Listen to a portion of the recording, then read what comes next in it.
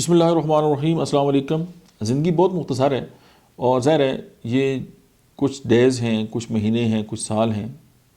یہ دنوں پہ تقسیم کریں تو آپ کو سمجھ آ جائے گی۔ اور ہم اس مختصر زندگی کو،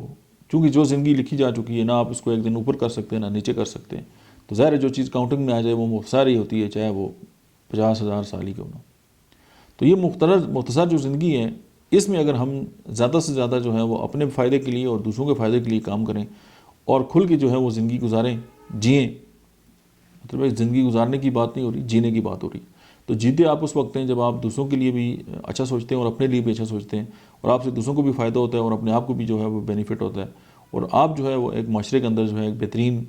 کردار کے طور پہ جو ہے وہ سامنے آتے ہیں، تو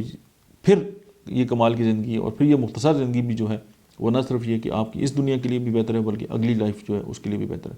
تو پہلی بات تو یہ ہے کہ جو چیز کاؤنٹیبل ہو وہ مختصر ہے۔ اچھا، میں اکثر یہ سوچتا تھا کہ یہ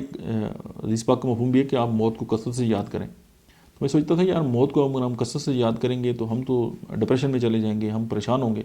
لیکن ابھی مجھے یہ بات سمجھ آئی ہے کہ موت کو کثرت سے یاد کرنے سے مراد یہ ہے کہ زندگی مختصر ہے، اور جو چیز مختصر ہو اس کی قدر و قیمت انسان کی زندگی میں آتی ہے، اور جب آپ کے پاس آپ کی جو زندگی کے دن ہیں ان کی قدر و قیمت آئے گی تو پھر آپ اس کو بہت اچھے طریقے سے یوٹیلائز کریں گے۔ Thank you very much.